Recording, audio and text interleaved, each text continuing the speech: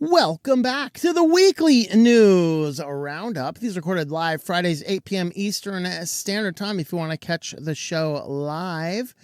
We do have a little bit of a shorter show today, but that's okay. We do want to ask a question. Leave us your thoughts in the comments. One thing we are going to be doing very soon is changing around the format of the Weekly News Roundup a little bit, doing new assets, changing the show format around a little bit, just making it a little bit better in my opinion. So, I really haven't changed the format of the show much in like 10 years. So it's about time, right? About time you boomer stuck in your ways. But one of the changes we have been thinking about, now one of those is we're not going to do the edits afterwards anymore. So this introduction will become irrelevant. We're not doing the edits afterwards. We're going to keep up the live show, but we're going to do it in a little bit different format that's not starting with random amounts of reading comments in the beginning of the show and stuff like that. The other thing, though, we talked about doing is moving it from Friday night to Thursday night. So it'd still be live Thursday night at 8 p.m., and that would give us, probably just move us out of the competition with several other Friday shows that people want, especially moving into the summertime as people get really busy on Friday nights. It might be a better time for the show. So let us know your thoughts about that in the comments. And with that, let's go ahead and dive right on into the news. First up, we have a single article in Privacy, but it was worth covering. So this is locations, names, and photos of random children showed up to parents using a child tracker. Yeah, be warned about this type of stuff, folks. These centralized databases where you're trying to track where your children are and keep track of them. Yeah, those central databases can sometimes get their wires crossed. This particular one was a system called Sync Up, which is sold by T-Mobile, and you can tag your Sync Up as I'm tracking a child, I'm tracking a car, or I'm tracking a random device or a random something. Effectively, this is T-Mobile's version of the AirTag, aka stalkerware. So you put the tag on something, and in this instance, where people were tagging the sync up as tied to the to children, so that parents could see where their children are and were. So this uses the same type of technology as the AirTag. You know, it'll just, as their kids are walking by random LTE towers, random Wi-Fi connections, random Bluetooths, it'll constantly be pinging systems back. What happened is they pushed an update, and parents were getting random kids. So they'd log into the portal, they click the button, where's my kid today? And they'd see some random child in California, including pictures of them. Okay. And it wasn't all just California. It was literally just random kids in the system. Now, they did say that this was a response to an update that was botched. So they said they rolled it back and has it fixed. But I just want to highlight the issue with using a lot of these things, particularly for something as sensitive as your children. There are probably better tools. In fact, you can get open source type systems of these and use like a local Nextcloud instance to do some of this type of stuff. I haven't looked into all of the details, but I know it is possible, particularly with phones and phone apps and other things like that. But these really were designed for people, kids who don't have phones yet, effectively. Here's, put this little device on my child and you'll track it down. The problem is this guy jumped in as the guys were researching this from 404 Media. They said, I was probably shown more than 8 children. I would log in. I couldn't see my children, but I could see a kid in California. I refreshed. I had no trackers. Then I refreshed again, and I would see a different child. Isn't that exciting? So car owners using Sync Up, the car tracking device, reported similar problems. So big concern about tracking devices with vulnerability to hacking, potentially exposing personal data. So think about the negative consequences of somebody knowing, like somebody getting the name, address, and picture of a child that's not the correct one. This is a terrifying thing. And this is why I would not use these types of, at least these types of centralized systems to try and keep tabs on where your kids are. Now, in reading this article, I found out that we actually do have in the United States, I've never heard about this, as many times as we talked about car data and privacy. No articles mention this. It is in the United States Code, DPPA, the Driver's Privacy Protection Act. it's in theory there to protect drivers' protection from data. The problem is that there are carve-outs for companies to do anything that they want with it. So effectively, it is a useless law that needs a serious revamping. They also have to comply with Electronic Communications Privacy Act for GPS tracking, which of course means absolutely nothing, because we know that all of this location data gets sold up into these data brokers, and then they leak it and breach it and hack it and all this kind of stuff. And now everybody knows where you are except you half the time. You're like driving on, you're completely lost. Just like stop, get on Tor, boot up Darknet, and look for yourself in the internet databases of people selling people's data back and forth. I mean, that's really the way to go here, right? But, you know, that's just be aware of these location services. They might push out more data than you are anticipating. And with that, we're going to move on over into security news next. And first up in security, this was a fascinating one. We probably spent about 10-15 minutes dissecting this particular one. It's kind of an old breach, but kind of a new way of doing it. This is Morphing Meerkat is a phishing kit that exploits your DNS records to determine which type of login phishing page to give you. So if the same email goes out to 5 different people, the email will probe your email servers and feed you the particular phishing page based on your email's MX records. If you're not in the know, the DNS service, which translates all of the numbers on IP addresses into the friendly usernames, there are a series of records inside of the DNS. The most common is the A or the quad A. This is the IP4, IP6, where the server's HTTP server is located. So HTTPS server goes over there. You have a C name, redirects the numbers back to the name. And there's text records, usually used for verifications. There's NS records, which is a name server record. That is the master record, which will control the other records. One of these is called the MX record. The MX record of a domain name is tied to the email. So if you are using a corporate email address, tomswidgets.com, if somebody can register that for me, if it's not taken, that'd be cool. tomswidgets.com. And let's just say tomswidgets.com loses brain cells and decides to go with Microsoft as the email provider. So I would go into my domain, whatever is controlling my name servers, whatever's controlling my DNS, and I would put in the MX records pointing any email transactions back to Microsoft's servers. So if somebody spams me with this link, which is trying to phish my data, it will go into tomswidgets.com, probe the MX records, and feed me the proper login page based on the MX records it finds. So this is a very fascinating way of distributing an old method. It's just an update for just to make it work better, because, you know, if it was you go in and you click the button and it comes back. So effectively what's happening is, since most people don't use email clients anymore, you click the link and it's going to open up your web browser, which is allegedly going to your email, but it'll present you a login page. Oh, I got to log into it. Well, it's really a spoofed page that will communicate with your real site to capture your 2FA tokens in real time. So that's how good this system is getting. So be very, very, very careful on those emails you receive. So here's our threat. Our hacker, they're giving you this, they're basically purchasing this, we'll call this a FOSS. It's a FOSS. It's a phishing as a service package that they've purchased on the darknet somewhere. And then they're sending out massive emails. The email recipient clicks on the link. The link will probe their DNS of their email and figure out which one. Once you actually get in here, it will spoof the login page, redirect to a real login page to capture your 2FA, send the visitors over the command and control server, like a Telegram channel or things, and then it will query everything over here, and now it has officially hacked your email provider. Very exciting to see what types of stuff these people are coming up with. Isn't that exciting? Who's full of warm fuzzies now? Well, now, folks, your guys need protection because apparently they're coming with Trojans. Or maybe they have protections. I don't know. But anyway, there is a whole lot of phones that have just been identified.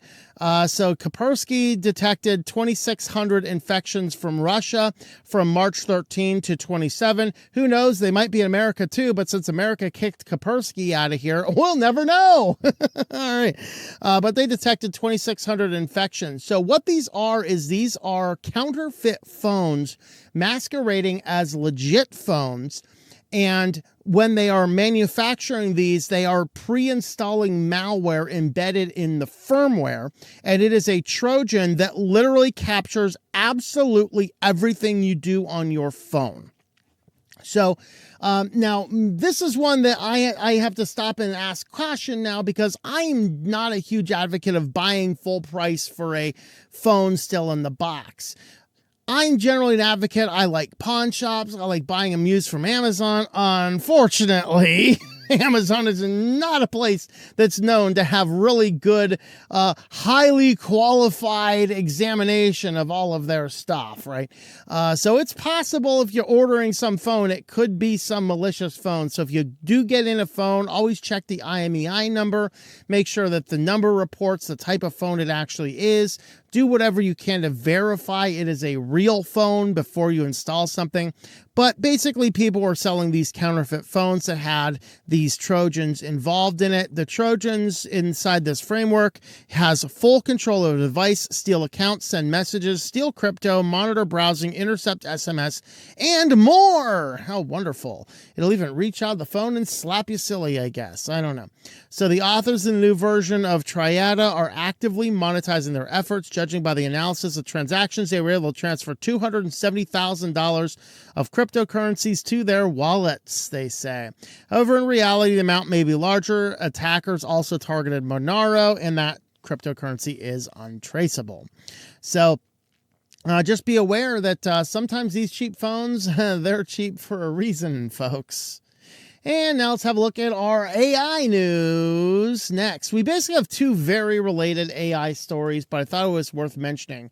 So one of course, we've talked about the number of things that AI is doing. I mean, last week, Bill Gates says that, yes, there will be a hostile AI takeover and only 3 jobs will be secure. This week is a much less severe. It's just the bandwidth scraping over Wikimedia pages, like Wikipedia, Wikimedia. Effectively, these AI bots are being deployed on the internet, and they're doing massive scraping of everything, taking up over 50% of server resources. And I can kind of believe this. When Microsoft was first rolling out Bing, I started blocking Bing bots from accessing any of the websites I had control over. And the reason for this is Googlebot will get around there and just probe around, look at directories, get page names, URLs, verify 404, stuff like that.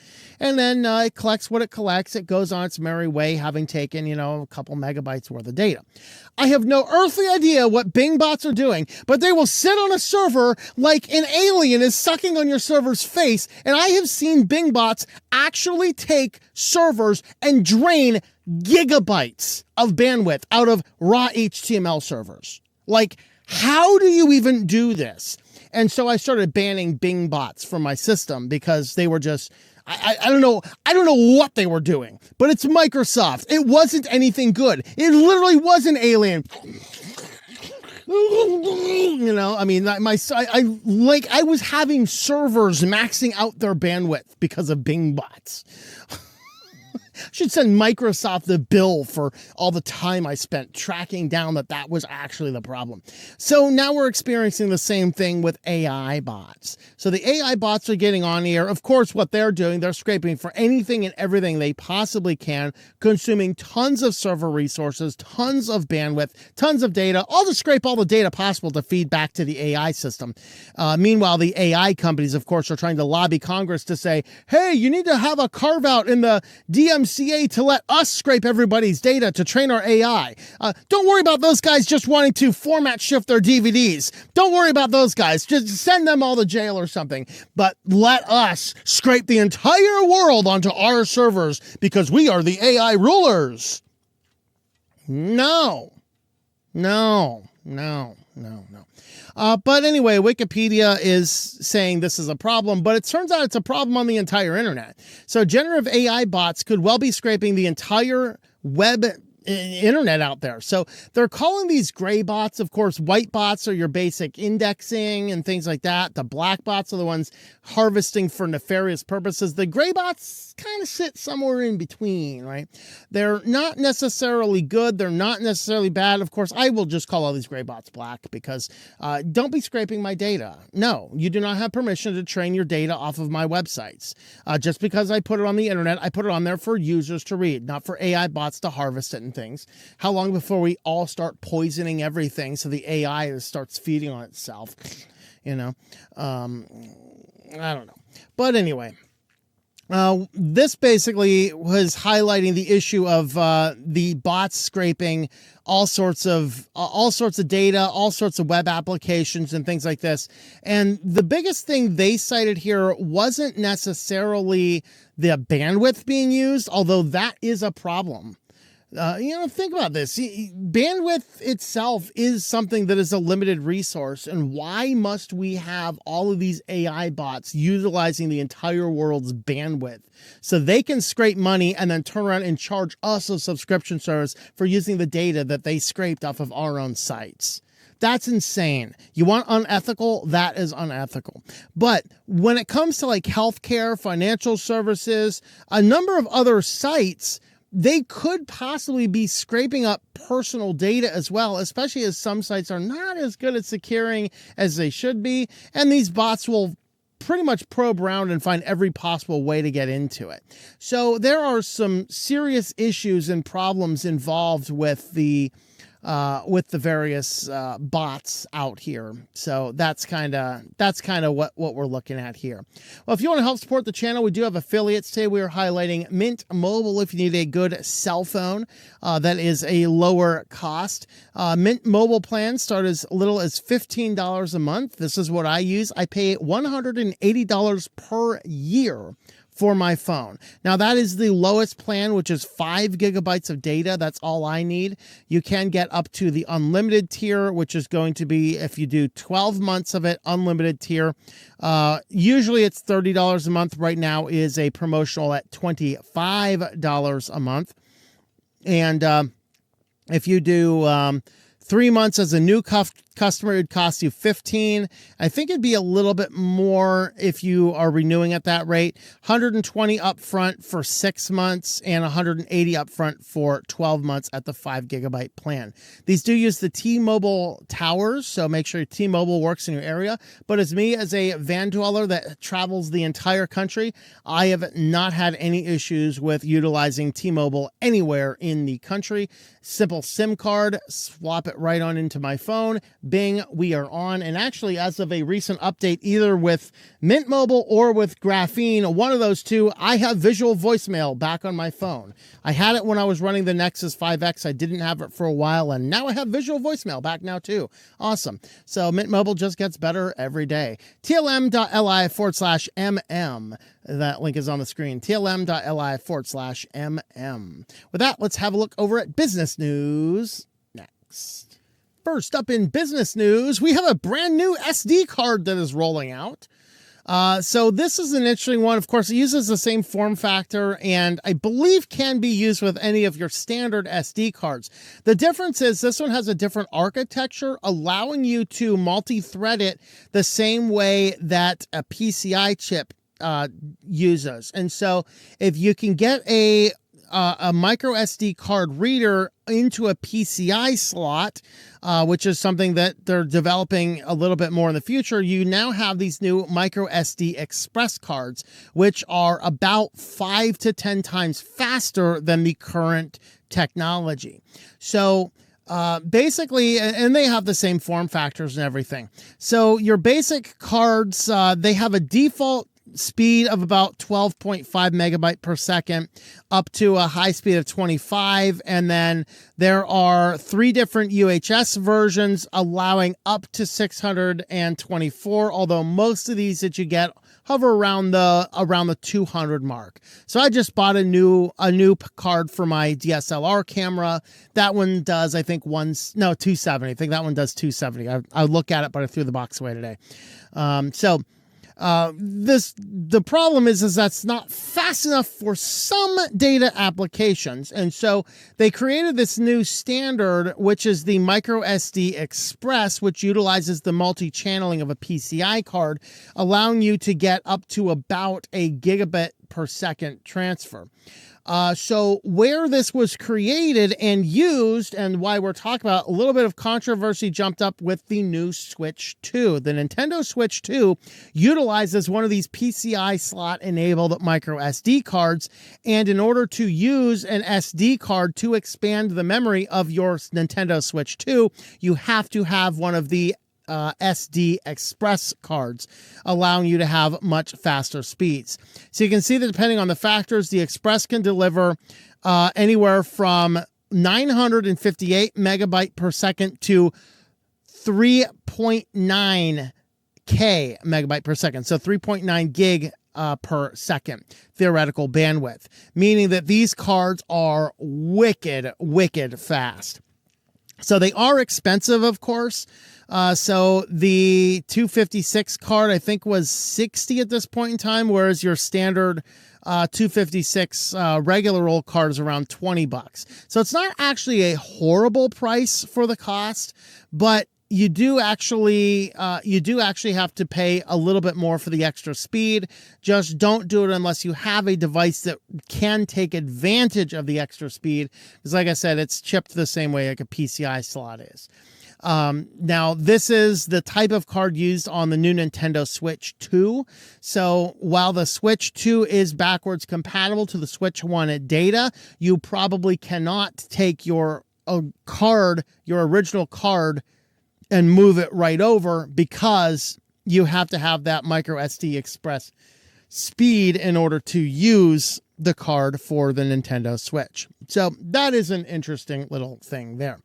And next up, we have another subscription service that's causing some backlash. Garmin Connect is now rolling out a subscription model. So Garmin Connect is the nonsense that you do to give all of your health data to Garmin. I'm not sure why you would, but okay. So you get these Garmin watches, and they're already premium priced. Some of these up to $800 for a watch. And then you have to have your Garmin Connect app synced to it in order to set the watch up, which means you have to give Garmin your contacts, turn on location services, share that information with Garmin. I mean, I would not buy a Garmin product, folks. Do not buy a Garmin product.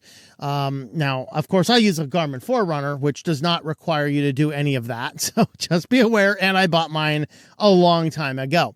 The Garmin Connect, though, now what they're saying is they're rolling out a new subscription model. They're saying everything currently involved in the Garmin Connect app will remain free, until the subscription model. And then we see they start adding those beyond the paywall. But, they said they're not going to do that. But the concern people have, if they're already paying $800 for a watch, you have to have this particular app for it.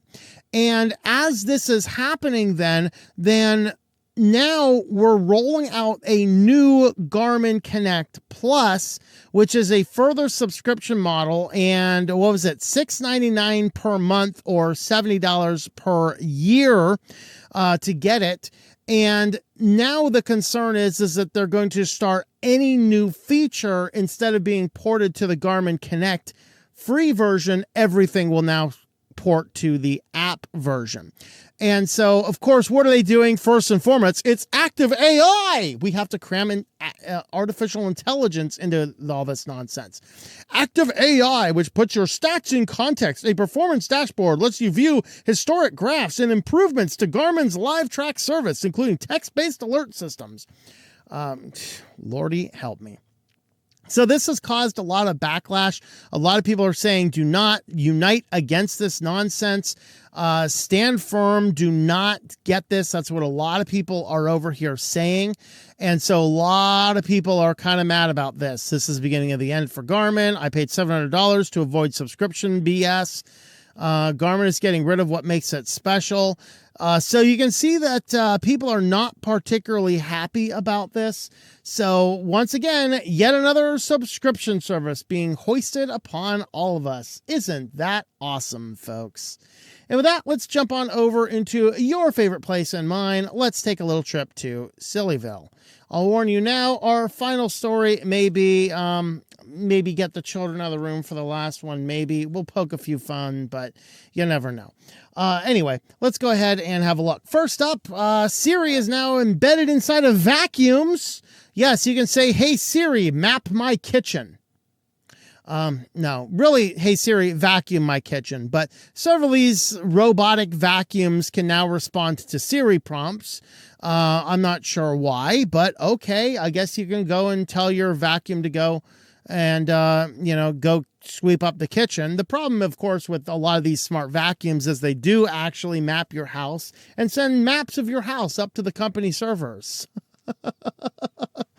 And so now, though, they are embedding Siri into these, so you get all sorts of fun Siri stuff embedded into your system. I don't know. That's frightening. All right, this was a good one. This one here is like, what's going on here? And then we read this, and this was the most hilarious thing that I've seen all week. The Netherlands now has an online fish doorbell, so people can let the fish through a locked gate to help avoid predators. This is exactly what it sounds like, folks. Fish swim up to this channel. The channel is locked, and then the fish accumulate. And unless the channel keeper opens the gate up in order to let the fish through, they will just kind of sit there being, sitting fish, I guess, for the predators to come in. So they put up a webcam onto a live view, and you can watch this camera. And if enough people simultaneously push the button, it will send an alert to the guy managing the channel, and he will open up the channel and let the fish through. So the internet has created a doorbell to let fish through a locked channel. That's right, folks. Are currently hiring humans to ring an online doorbell for them, and plenty of volunteers around the world have already clocked in for work. The job is honestly pretty cushy. There's no interview, it's remote. So they're kind of explaining it, and there's somewhere in here there is a picture of the web. So here's actually the channel in the Netherlands. So it's a channel through it, and they pile up on this side of the gate, and they can't get through. So this guy has to get up there and open the gate up manually. So the fish will accumulate, and there is this website, and I believe this is actually it. So let's see if we get to that site there. Well, that loads in the background there. So you can see the web camera there, and you can see if there's a fish at the camera. Is that waiting? Okay. Yep. There you go. So if there's a fish at here, you can come over here and hit the doorbell.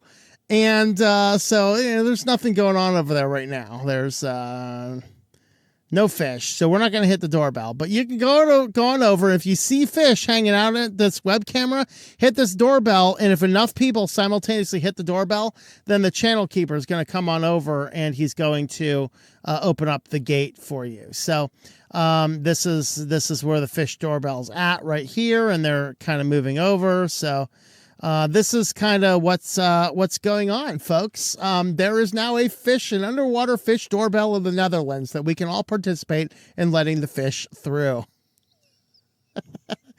All right, and on to our last story. Warning.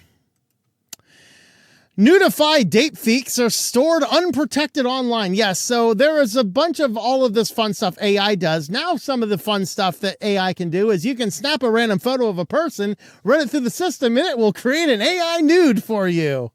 This was a big problem when the AI systems were starting to roll through the schools about a year ago, with kids snapping pictures of everybody, at school, and then making them things, and sometimes using them for bullying, sometimes for extortion, whatever else. Well, apparently, one of the biggest servers allowing you to do this happened to have 47.8 gigabytes of non-password protected and non-encrypted publicly exposed images available hanging out on an SW colander, just waiting for somebody to come in and see it. S3 colander, from AWS. That is called an AWS S3 bucket, is what they're called. I call them S3 colanders because they just tend to leak out data all over the place. So this is a South Korean company, Genomics by AI Nomus. So they had this massive database of AI nudes, and people can go over here, and if you just knew where the server was, then they could find it. Of course, it was found by the guy that there's a guy that goes around and just probing the internet for random open servers and databases. He found it, and what they said is, let's see, researcher contacted the company. What he found, he told the registrar. They took it down immediately with a no reply. So, of course, the big problem is now some of these people are using these for purposes. But yeah, just be aware, folks. We live in a world where AI creates nudes of us and stores them on unprotected databases. I think the fappening is happening again, folks. All right. And with that, if you want to help support the channel, we do have a Patreon page, patreon.com/TOMM. We are also on Locals and Subscribestar. Links for all those are down in the description. We have a $1, $5, or $10 a month support, and you can pick up our audiobook or ebook for Code Red over there on Patreon as well. $5 and up, you can download those copies, the ebook or the audiobook, for free, $5 and up. So with that, guys, thank you for watching, and I hope that you enjoy switching to Linux.